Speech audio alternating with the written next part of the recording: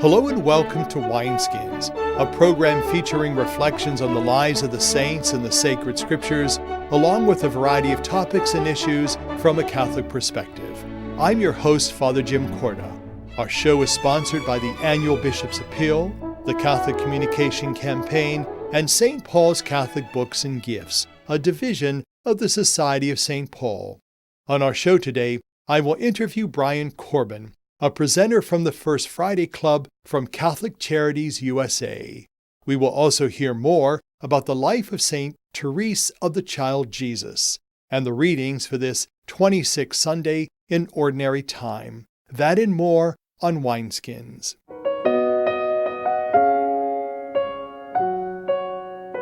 With me now is Brian Corbin of Catholic Charities USA in Washington, D.C. And Brian, it's a pleasure to have you back on Wineskins. Well, thank you, Father Jim. It's so great to be here. Thank you. It's always nice when you come into town that you could share your expertise with us and also the insights and the workings of Catholic Charities USA, because it's such a vital part of who we are as church. So maybe for the folks that are with us, if you could tell us basically, and in a brief sense, what is the mission of Catholic Charities USA? Sure. The mission is threefold for Catholic Charities. One is to serve people in need. The second is to advocate for just policies and social systems. And the third is to convene the church and others of goodwill to do the same, to serve those in need, to advocate for justice, and to convene people to solve problems and to serve people and to advocate. So that's the threefold mission of Catholic Charities around the country and of Catholic Charities USA specifically. Let's talk about advocacy and specifically what that means in the area of poverty. You know, we know poverty still is something that affects a lot of people, not only locally, but around the country and around the world. How does Catholic Charities serve as an advocate for people who live in poverty? Sure. So basically the number, Father Jim, is around over 40 million people in the United States live in poverty or under the official definition of poverty line. So one of the things that we are very concerned about is working with federal policymakers, both government leaders in HUD and Health and Human Services, but also Congress, the Senate and the House, to design policies to ensure that the people that are in the most need do have a safety net, have the ability to find a way out of poverty. So we work very closely with government leaders and other think tanks to find solutions to help people break out of poverty. Why are we so interested in that? Well, last year, Catholic Charities around the country served 8.2 million persons in poverty. And one of the factors that we found was that over 50% of the people that knocked on our door for the first time came because they were hungry. Doesn't mean that was their only issue, but they came because they finally couldn't do it anymore. They were hungry. So our caseworkers around the country obviously are going to try to deal with that hunger issue first. Absolutely find us a dining hall or a pantry or find a way for them to get onto food stamps or other programs. But then there's obviously other ways of doing that. So what we try to do is constantly remind members of Congress and administrators that there are people that need safety net programs. And those are important to help people break out of poverty. We talk about addressing the issue. Sometimes we just put kind of a Band-Aid on it instead of really addressing the issue. And I would imagine that the ultimate goal of Catholic Charities, like any organization, is to help people to basically help themselves to get out of this cycle that they're in. But one of the things that is part of it is what we call generational poverty, that people who just have lived in it for years, for generations. What fundamentally does Catholic Charities do for those people who are living with this generational poverty? Sure. We have an interesting experiment going on in Fort Worth, Texas. And a lot of our other Catholic Charities agencies are watching this. And what they've done is basically taken that issue head on, and they have found out that there are 12 factors that get a family out of poverty. And they boiled it down to language. Some people just have language issues. People have some educational issues. Some people have transportation issues. And there's a list of 12. But the more important thing is people need intensive amount of casework for a certain amount of time, not forever, maybe 3 months to 2 years, to help them get those 12 factors in place.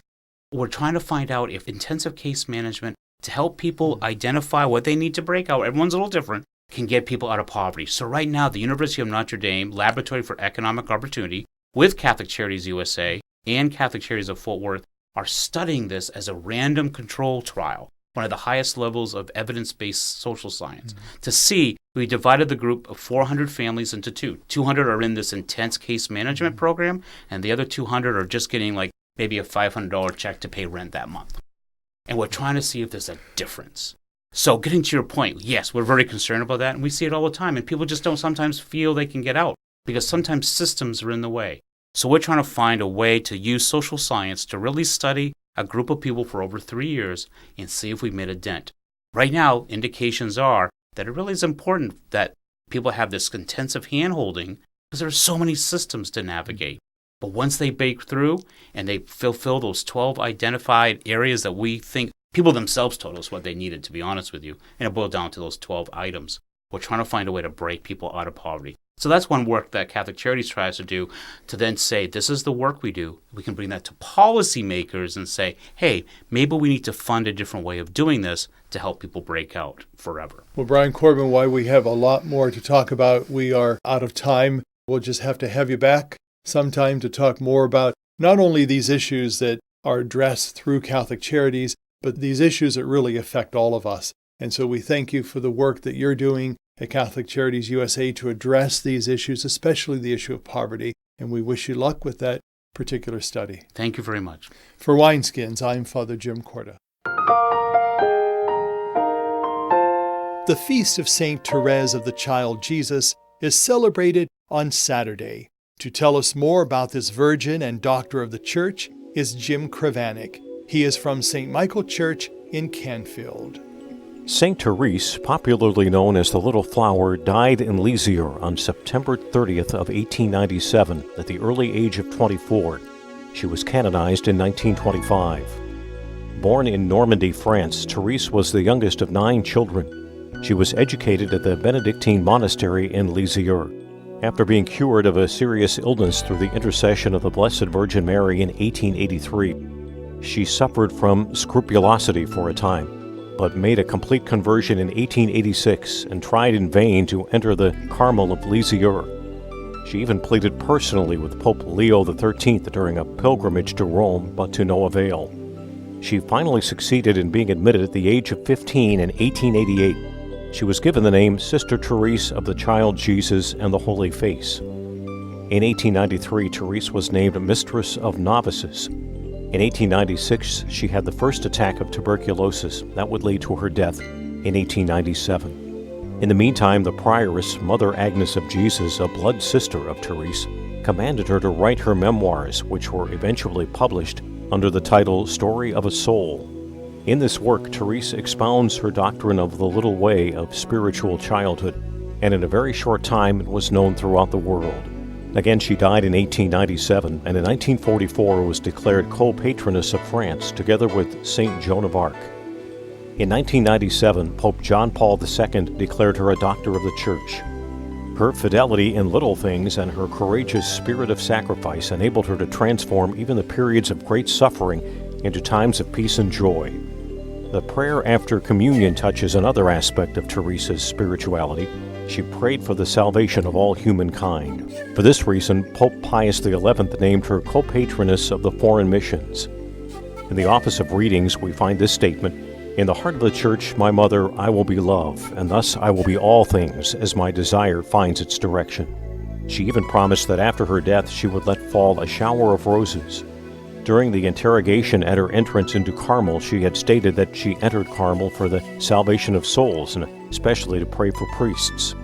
The relevance of St. Therese of the Child Jesus is evident from the worldwide devotion to her immediately after her death. Pope Pius XI did not hesitate to say that she is the greatest saint of modern times. For Wineskins, I'm Jim Kravanik. With me now is Brian Corbin, who is the Senior Vice President of Social Policy for Catholic Charities. And it's nice to have you on Wineskins, Brian. Well, thanks, Father Jim. And since I saw you last, I've actually gotten a new position. It's actually Executive Vice President of Catholic Charities USA. But thank you. Part of my portfolio is also dealing with the social policy and government relations of Catholic Charities in Washington, D.C. Congratulations. And thank you. I would be remiss if I didn't say that we miss you here in the Diocese of Youngstown, but we know you're doing wonderful work in Washington, D.C. for Catholic Charities.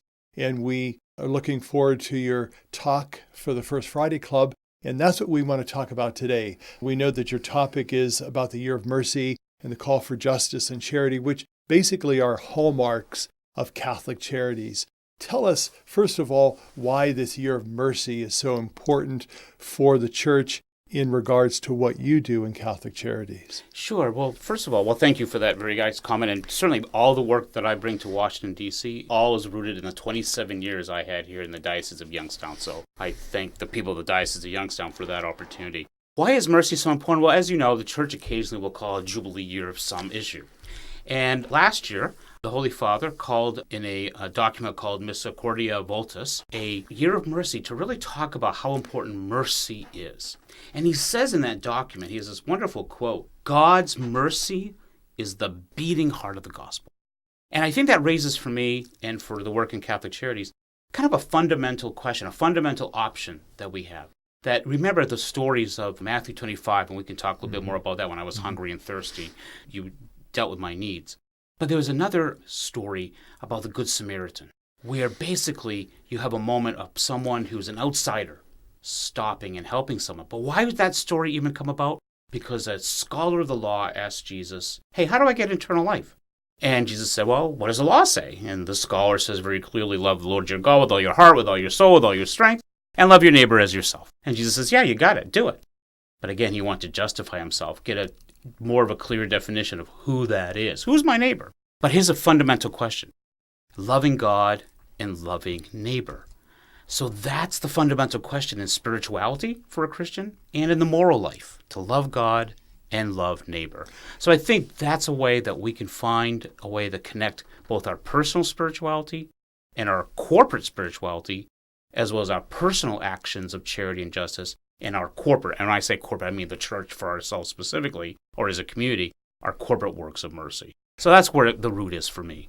I'd like to pick up on something that you had mentioned about love of neighbor. And it's interesting, and I've done a lot of thought about this, but I have always thought that the Christian call for Christians, no matter what denomination you are, is to love God and to love your neighbor as you love yourself. But then I think there's a specific call for us as Catholics when Jesus said, love one another as I have loved you. So there's almost like a deeper kind of call. While we try to minister to everyone, whether they're Christian or not, there's that deeper call for us to be united with one another as Catholics through the love of Jesus loving us. And if you even take that one more step, it's that sacrificial love, that servant leadership, where you really, it's about giving of yourself, about dying to yourself so another may live. So I think that's really a profound insight. And again, that just leads to how in our own spirituality, in everyday work, being a parent, being a grandparent, being an uncle, being an aunt, being a next-door neighbor, how do I live those out in very ordinary ways, but with a profound insight as Jesus gave us to love one another? Great insight. Thank you for that. You know, the other thing you had mentioned about outsiders, it almost seems like those people are on the periphery, the outsiders. And isn't sometimes the work of charities to kind of go to the outside in the perimeters and bring those people in and look at their needs and see what actually the church can do for them, especially and in particular during this Year of Mercy? On that very point, 2 years ago in 2014, Pope Francis sent a video at the opening of our Catholic Charities USA session in Charlotte. And in that video, he challenges Catholic Charities to go into the streets and find people who are vulnerable and exploited and marginalized and bring them in. And so over the past couple of years, we've been talking about our deeper vision of going to the margins, of helping people to build bridges, but literally to have an eye open who's excluded and to literally make it purposeful intention to say we have to bring them in. And I think that's the heart of what the Year of Mercy is telling us. If you watch Pope Francis this year and all his talks and all his off-the-cuff remarks, he's always zeroing in on that person who's been excluded, who's been alienated, who's been marginalized, who's out in the streets left alone, and say, go get them. Bring them in. Very powerful messages and symbols. What comes to mind, of course, is modern-day saints like who did this, Mother Teresa, Dorothy Day, those people who actually went to the streets, that opened their doors to the outsider and ministered to them in the Lord's name in a real spirit of mercy. I want to go back also to your talk, especially on justice and charity. How do you put those words into a human form? Sure. Those are kind of like up here words, heady and intellectual, but how do you actually put flesh and blood on it? I kind of see it in four ways. Well, first of all, just to think through for 1 second, that Pope Benedict in Deus Caritas Est said that these corporal works of mercy need to be organized. And he calls it organized love. And that's what he calls the church, or the parish, the diocese, caritases, or Catholic charities, caritas around the world, to be that focal point of organization. Because they just have to be organized. Because sometimes just individual acts are wonderful and powerful, but sometimes organizing it is as powerful, and it helps people deliver the good. So if you look at all the corporal works of mercy, feeding the hungry, giving drink to the thirsty, clothing the naked, sheltering the homeless, visiting the sick, visiting the imprisoned, and burying the dead, I'm going to argue, or I try to argue, that there are four ways of doing it. First, in your prayer life, there is no reason why every day in our prayer, both personal and in the church, we can't pray for those 7 categories plus. So prayer is very important. I'm very convinced. Second, it's direct service. Yes, if I see someone hungry and I have $5 and someone asks me, I'm always debated if I should give the $5 or not, but there's a part of me that says, I don't know, maybe I'm talking to Jesus right now. I don't know. I just don't know. So, I have to do direct service. Or when my parish, St. Columba Parish, I still worship, my wife and I still belong to parish here in Youngstown. When they call for a canned drive at St. Vincent de Paul, absolutely, to help feed or do those works.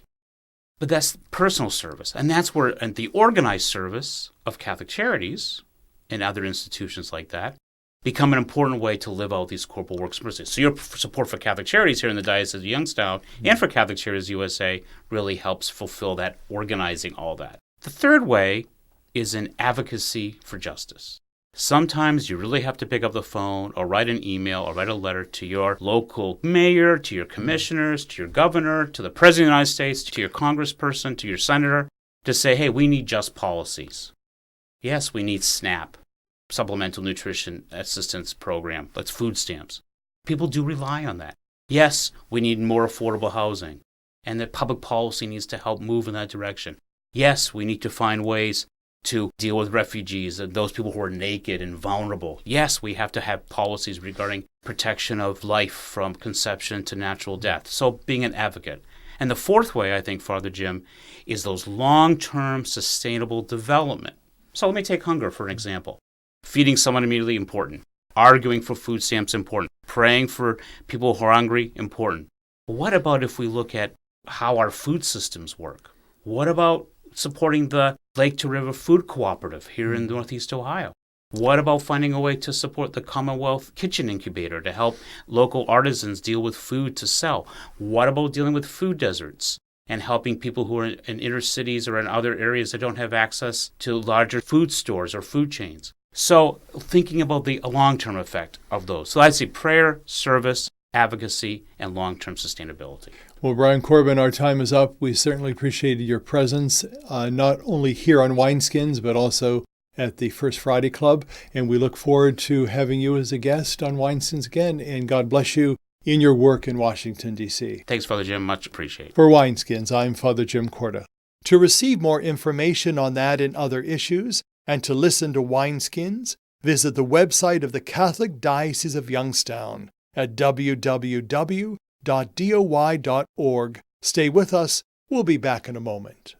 By the time we can walk, each of us yearns for the joy that comes from being able to do for ourselves.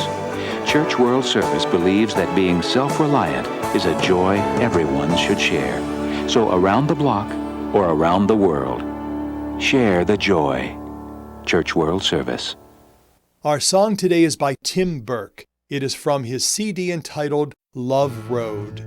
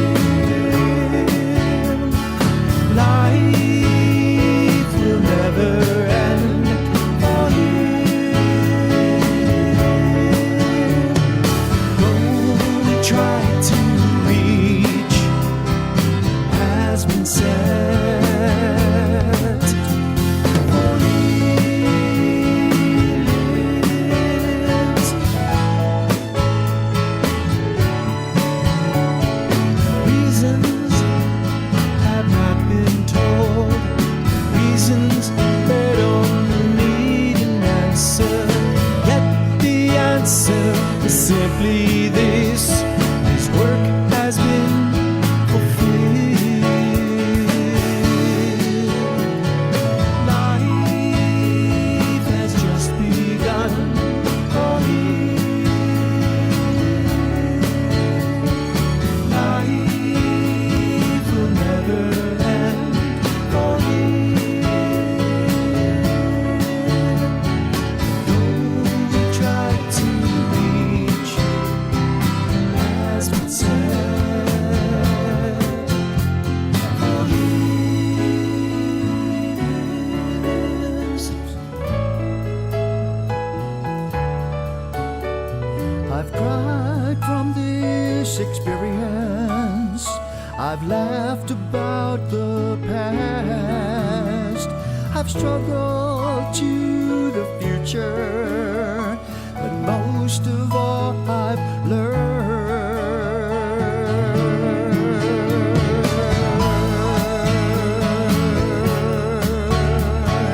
Life has just begun for Him.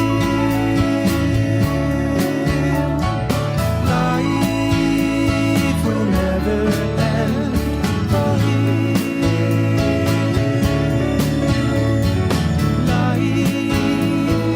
Life has just begun for Him.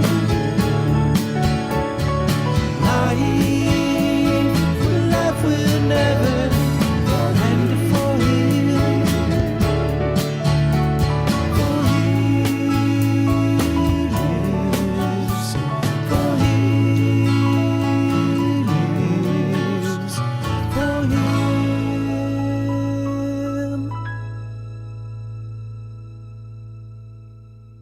Our scripture reflections for this 26th Sunday in Ordinary Time will be by Father Larry Frent. He is pastor of St. Louis Church in Louisville. Some of you remember Steve Jobs, the renowned computer inventor and marketer who died about 5 years ago. I read a quotation from Steve Jobs on a calendar not too long ago. It challenges us to think. He spoke about another computer inventor and marketer, Bill Gates. Steve Jobs said, "I think the world is a better place because Bill Gates realized that his goal isn't to be the richest guy in the cemetery, right? That's a good thing.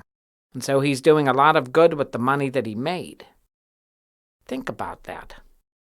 Regardless of what you think of Steve Jobs or Bill Gates, no one should have the goal of being the richest guy in the cemetery. Maybe it ties in with the epitaph, a saying on a tombstone that you may have heard or seen somewhere along the way. I know that a tombstone in my hometown cemetery in Rootstown actually has a tombstone featuring this epitaph that says, "Friend, look at me as you pass by. As you are now, so once was I. As I am now, someday you'll be. Prepare for death and follow me."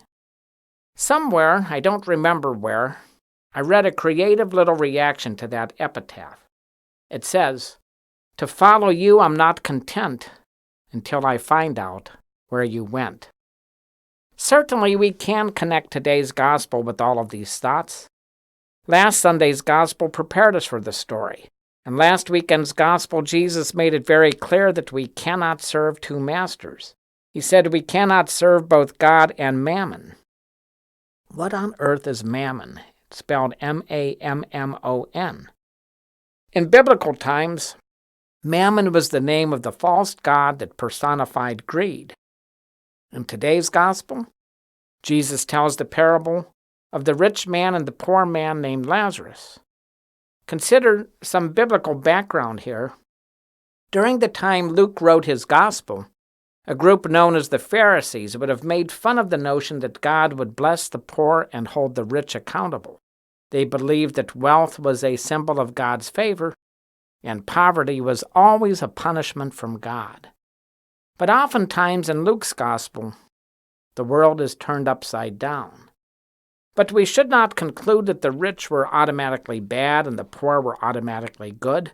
That wasn't true back then, and it's not true today.